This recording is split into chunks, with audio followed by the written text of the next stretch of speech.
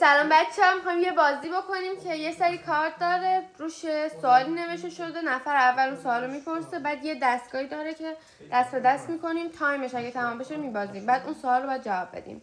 بریم ببینیم. چیزی که بچه‌ها عادت دارن باهاش گازگازی بکنن. وایس از اول بزنم. گازگازیش بکنن. این چیزی که بچه‌ها گازگازی می‌کنن. وایس توضیح بدم. بجوان دندونی بچه‌ها. آدامز بچه‌ها پاستیل مامی مامانشون مگه این آدم گفته باختی. بغوله. به فرانسوی بغوله میشه سوختن، خب ولی اینجا نمیگن وقتی یه آدم میبازه نمیگن بغوله، ولی ما میگیم بغوله. به مسخره باش. به این بقیه میتونیم داخل یخچال بذاریم. خب شروع. در یخچال. اوکی شروع کنیم. برو. اوکی. تخم مرغ. چه سوال میگه؟ آب کوره. چه کار نمی‌کنه؟ تو از اون سمتش نمیگی، باید روغن حیوانی. آره.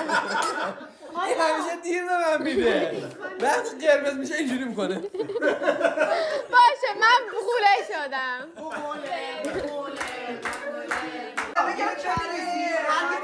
من یه دونه بردارم.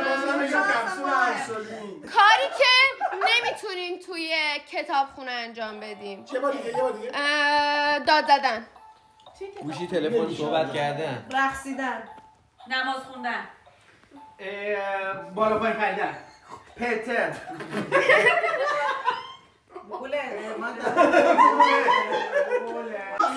آقا شما تو کتابخونه تا الان نماز نخوندید.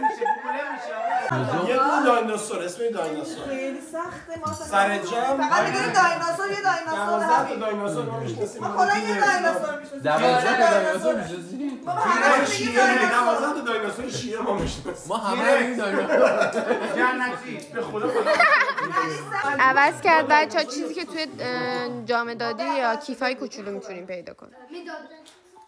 سهیلا پدستوره. تو خوش دان خودکار. آخه خوله سهیلا. اشکال نداره. نه دفعه اولت بود. پرگار. یه دفعه گونیا. پاک کن. موچی